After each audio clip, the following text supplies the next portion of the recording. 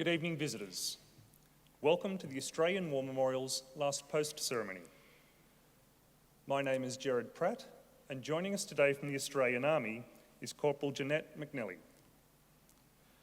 We warmly welcome the family of Private Stafford John Greer, whose story will be told shortly.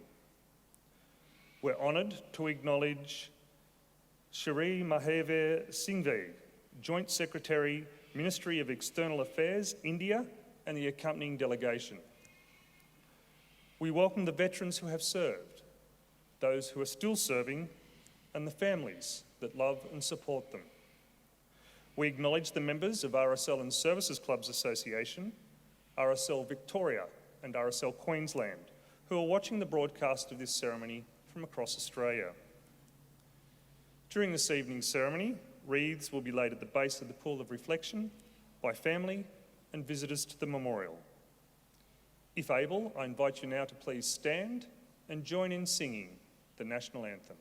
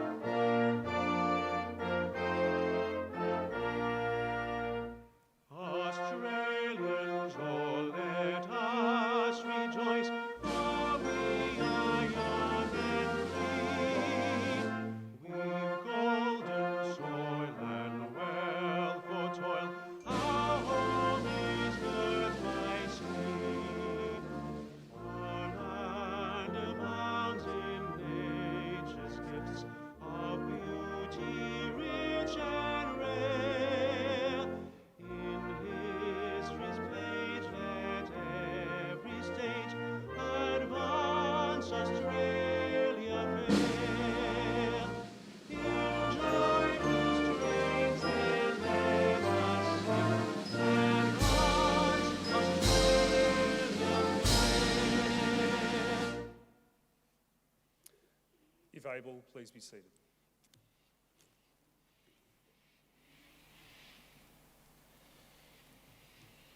The Australian War Memorial was the vision of Charles Bean, Australia's First World War official historian.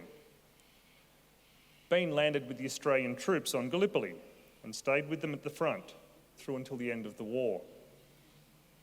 The idea of this national memorial and museum came to him at Pozières, France, in the depths of the bloody fighting of 1916. Bean's idea was that this would be a place where families and friends could mourn loved ones buried in faraway places. It would also be a place that could help all Australians understand what these men and women had endured and what they had done for us. Bean's vision, to which we remain true, is best expressed as inscribed in the entrance to the memorial's galleries. Here is their spirit, in the heart of the land they loved, and here we guard the record which they themselves made. Tonight, we will read the story behind just one of those on the Roll of Honour, which lists the names of more than 102,000 men and women who have given their lives for us in war and on operations for more than a century. But first, we present a lament, Flowers of the Forest. Wreaths of floral tributes will now be laid at the base of the pool of reflection.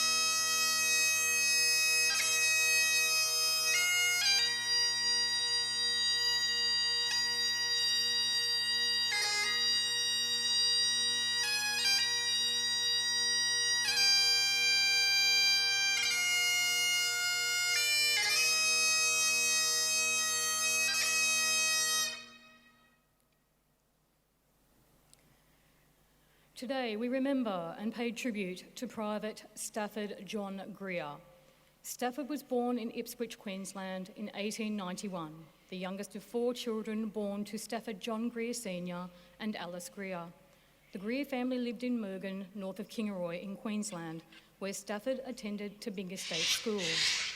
In the town of Mergen, he worked as a butcher. Stafford married Margaret, and they had a daughter, Lillian Marion, known as Marion. In June 1916, at the age of 25, Stafford enlisted in the Australian Imperial Force. After 3 months' training at Fraser's Hill Army Camp in Brisbane, Stafford embarked on board the transport ship Boonar, bound for Plymouth. Arriving in January 1917, he undertook further training before sailing for France in May. In France, Stafford joined the 42nd Australian Infantry Battalion, which was largely composed of soldiers from his home state of Queensland. During May and June, the 47th Battalion marched with other Australian and British troops towards the border of France and Belgium. In June, Stafford's battalion participated in a reserve role in the Battle of Messines. Despite being a reserve, his battalion was shelled heavily by the Germans and suffered many casualties. On the 7th of June, as the battalion marched through Plugstad Wood, it came under a major gas attack. Stafford and his comrades were forced to march while wearing bulky gas masks. Although this protected the troops from the horrific effects of chemical weapons, the extra weight exhausted them. After enduring rainy and cold weather, the mud made marching even more difficult. Following a decisive victory at Messines, the Allied forces continued on the march towards the Belgian city of Ypres.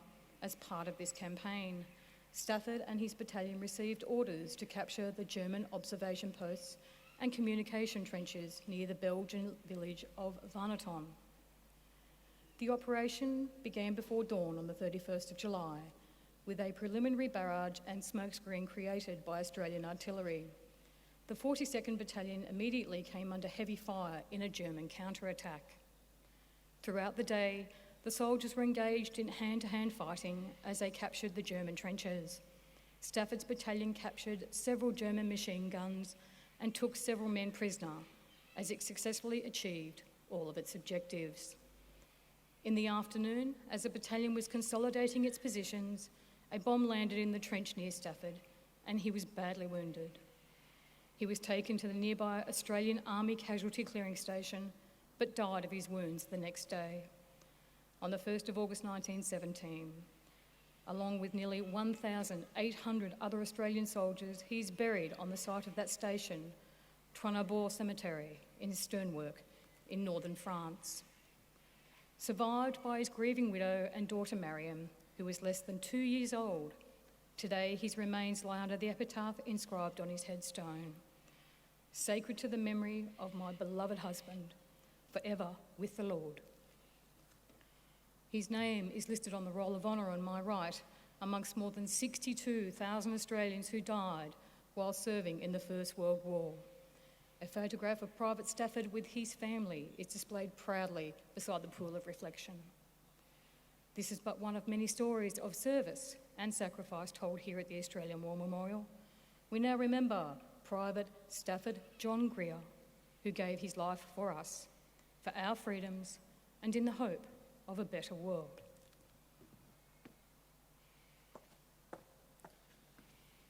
If able, please stand for the reading of the ode and the sounding of the last post.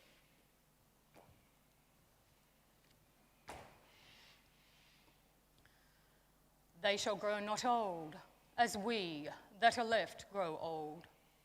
Age shall not weary them, nor the years condemn.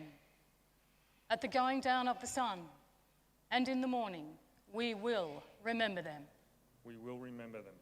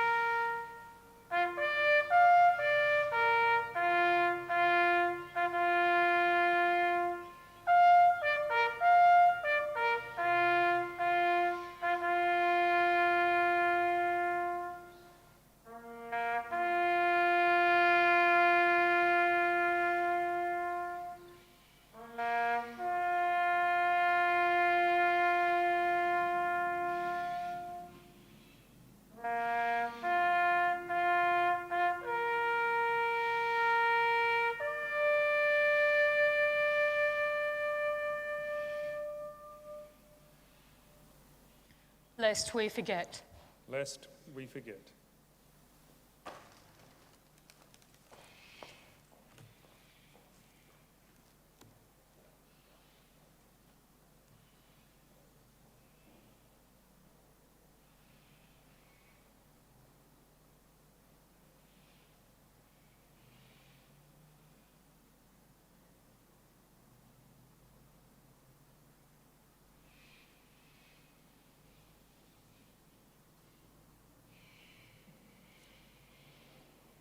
We leave you this evening with the words of the memorial's founder, Charles Bean. Many a man lying out there at Pozières, or in the low scrub at Gallipoli, with his poor tired senses barely working through the fever of his brain, has thought in his last moments, well, it's over. But in Australia, they will be proud of this. Ladies and gentlemen, girls and boys, that concludes the last post ceremony. We thank you all for visiting the Australian War Memorial and wish you all a very good evening. Thank you.